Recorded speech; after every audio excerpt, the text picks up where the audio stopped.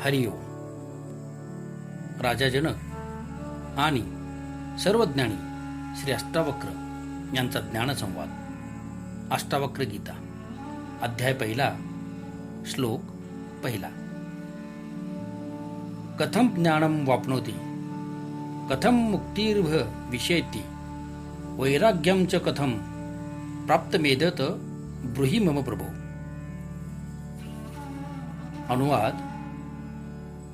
ज्ञानप्राप्ती व मुक्तीच्या उद्देशाने राजा जनकाने अष्टावक्र मुनींना जिज्ञासापूर्वक विचारले की, हे प्रभो, ज्ञान कसे प्राप्त होते, मुक्ती कशाने होते आणि वैराग्य कशाने प्राप्त होते हे मला सांगा. विवेचन असं आहे, अध्यात्मशास्त्रात ज्ञानाचा अर्थ आहे आत्मज्ञान. आत्मज्ञानच ज्ञान आहे, बाकी सर्व विज्ञान आहे. माहिती किंवा सूचना आहे असे विज्ञान मनुष्याला बाहेरून प्राप्त होते. ही जड सृष्टी त्या चैतन्य तत्वाची अभिव्यक्ती आहे. चैतन्याचाच सारा खेळ आहे, त्याचीच लीला आहे. चैतन्याचे नृत्य आहे. समस्त सृष्टीचे आधारभूत तत्व चैतन्य आहे व सर्व चराचरात चैतन्यच व्याप्त आहे. एकेका पदार्थात, व्यक्तीत समाविष्ट चैतन्याला आत्मा आणि संपूर्ण सृष्टी मिळून व्याप्त असणाऱ्या चैतन्याला ब्रह्मा म्हटले आहे. दोन्ही एकच मूलतत्व आहेत. आत्म्याचे ज्ञान हेच परमात्म्याचे ज्ञान आहे. आत्म्याहून परमात्मा म्हणजेच ब्रह्मा भिन्न नाही. या आत्मतत्वाचे ज्ञान झाले म्हणजे सर्व बाबींचे ज्ञान प्राप्त होते. उपनिषदे सांगतात, यस्मिन् विज्ञाते सर्वामेदं विज्ञातं भवति. ज्याला जाणल्याने सर्व काही जाणले जाते, सर्व सृष्टीचे रहस्य माहीत होते. मग माहीत करून घेण्यासारखे काही बाकी राहत नाही. शरीर, मन, बुद्धी, अहंकार म्हणजे मनुष्य नाही, तर मनुष्य म्हणजे आत्मा आहे. आत्मा हेच त्याचे वास्तविक रूप आहे. तो नित्य, शाश्वत व सनातन आहे. प्रकृती अनित्य आहे. ह्या आत्म्याचे ज्ञान हेच स्वचे ज्ञान आहे. स्थूल असणाऱ्या प्रकृतीलाच अज्ञानी ओळखतात, कारण स्थूल हे इंद्रियग्राह्य आहे. परंतु ज्ञानी सूक्ष्मरूपी चैतन्यालाही ओळखतात, जे इंद्रियातीत आहे. ह्या ज्ञानप्राप्तीमुळे मुक्ती होते. सृष्टीच्या मूळ आधाराचे ज्ञान झाल्यावर संपूर्ण विश्व प्रपंचाचे ज्ञान होते. भ्रांती नष्ट होते. या ज्ञानाने मनुष्य शांत होतो. साऱ्या सृष्टी व्यापाराचा तो केवळ साक्षी किंवा द्रष्टा होतो. यामुळे संसार बंधनातून मुक्त होऊन तो स्वतंत्र होतो. ज्ञानाशिवाय मुक्ती होऊ शकत नाही. जीवनाचा परम उत्कर्ष मुक्ती आहे. तीच जीवनाची अंतिम स्थिती आहे. आत्मज्ञानासाठी वैराग्य अति आवश्यक आहे.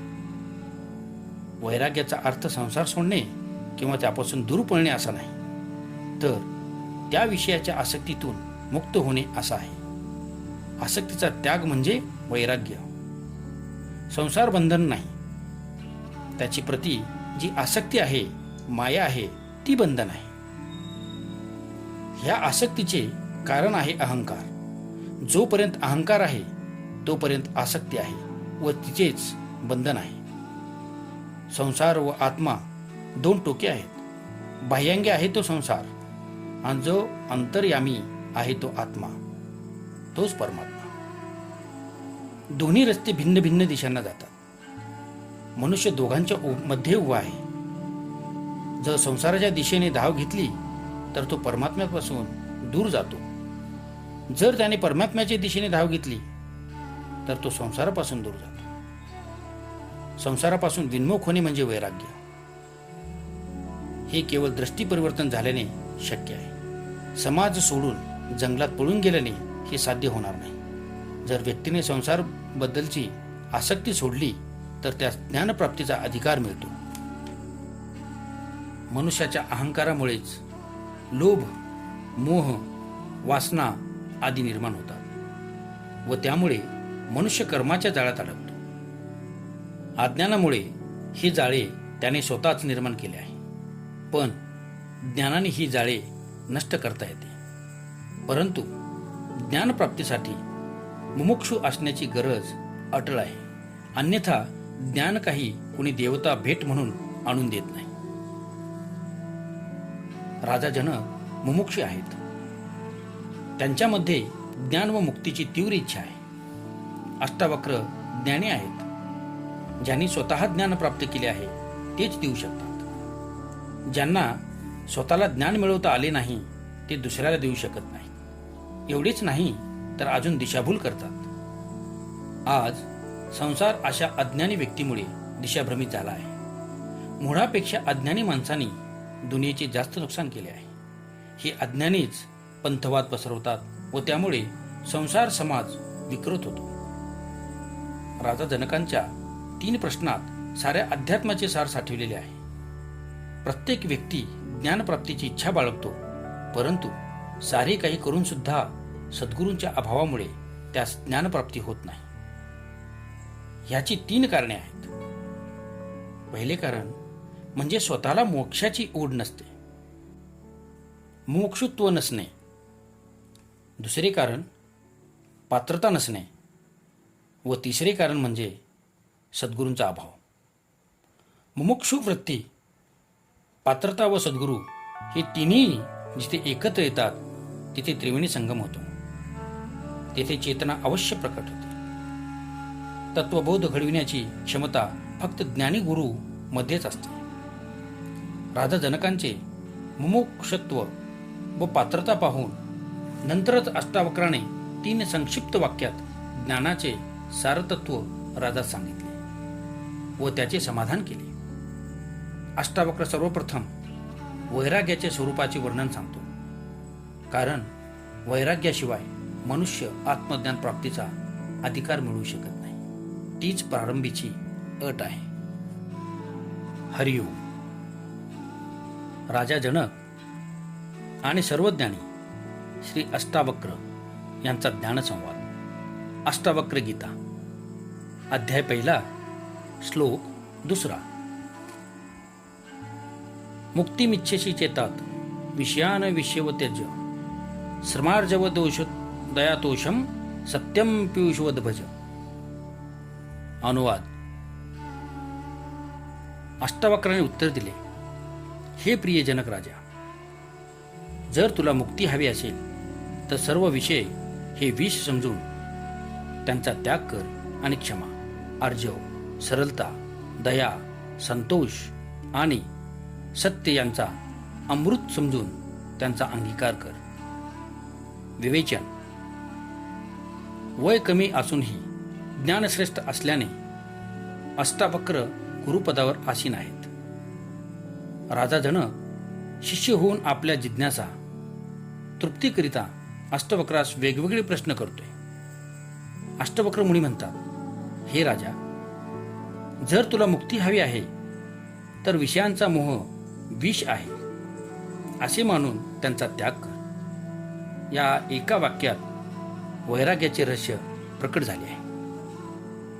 इंद्रियोपभोग व त्याद्वारे विषयांची आसक्ती यामुळेच मनुष्य आत्मज्ञानापासून वंचित राहतो. विषय केवळ शरीर व मनाला तृप्त करू शकतात, आत्म्याला नाही. भोगामुळे वासना कधी तृप्त होत नाही. वासना पुन्हा पुन्हा जागृत होतात व अनेक जन्म इच्छा पुरवतात. म्हणून आत्मज्ञानाची इच्छा असणाऱ्याने विषयांची आसक्ती विष समान मानून सोडून दिली पाहिजे. मनुष्याच्या वारंवार जन्म व मरणाचे कारण ही आसक्ती आहे. मात्र केवळ विषय वासनांचा त्याग करताच मनुष्य आत्मज्ञानी होत नाही, तर त्यात आत्मज्ञानाकरिता आवश्यक असणारी पात्रता निर्माण होते. हे विषय बंधन नसून त्यांच्याबद्दलची आसक्ती बंधन आहे. विषयांचा त्याग करणे म्हणजे खाणे पिणे सोडून, कपडे किंवा बिछाना सोडून नग्न होऊन उपाशी राहणे नव्हे. शरीर धारणेसाठी जे कमीत कमी आवश्यक आहे त्यापेक्षा अधिक उपभोग न घेणे असा त्याचा अर्थ आहे.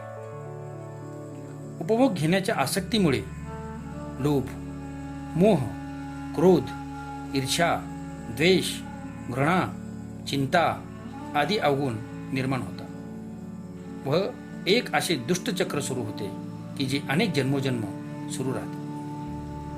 आसक्ती हेच या सर्व अवगुणांचे मूळ कारण आहे. आसक्तीचा त्याग केल्यानेच मनुष्य या दुर्गुणातून मुक्त होतो व ज्ञान संपादन करण्याची पात्रता प्राप्त करतो. अष्टावक्र पुढे सांगतात की विषय वासनेच्या त्यागामुळेच तुझ्यात पात्रता निर्माण होईल. सद्गुण प्राप्तीसाठी लायक बनशील. पात्रात जे विषयरूपी विष भरलेले आहे ते फेकून पात्र रिकामे केल्याशिवाय त्यात ज्ञानामृत ओतता येत नाही. यास्तव पहिल्यांदा अंतःकरण स्वच्छ कर, तरच सद्गुणांचा प्रभाव पडू शकेल. अन्यथा विषयात ओतलेल्या अमृताप्रमाणे हे ज्ञानसुद्धा दूषित होईल. अंतःकरण स्वच्छ झाल्यावर त्यात तू क्षमा, दया, संतोष व सत्यरूपी अमृत भरून प्राशन कर. तेव्हा तुला अमृताचा लाभ मिळेल. विषय अनित्य आहेत, अविद्या आहेत. क्षमा, सरलता, संतोष शाश्वत आहेत. अनित्याचा भोग सोडून शाश्वताचे सेवन कर. देहाबद्दल जे खोटे तादात्म्य, मी म्हणजे माझा देह, निर्माण झाले आहे ते विषयासक्तीच्या त्यागामुळे नष्ट होईल व तेव्हाच आत्म्याबरोबर तादात्म्य स्थापित होईल. हरिओम. राजा जनक आणि सर्वज्ञानी श्री अष्टावक्र यांचा ज्ञानसंवाद. अष्टावक्र गीता, अध्याय 1, श्लोक 3. न पृथ्वी न जलम नाग्निर्न वायुर्दोर्न वा भवान येषां साक्षी न मात्मा मम चित्रपम विद्धी मुक्तये. अनुवाद: तू पृथ्वी नाहीस, जल नाहीस, अग्नी नाहीस, वायू नाहीस आणि आकाश सुद्धा नाहीस. या सर्वांचा तू साक्षी आहेस व चैतन्य रूपाने साक्षी आहेस हे जाण. विवेचन.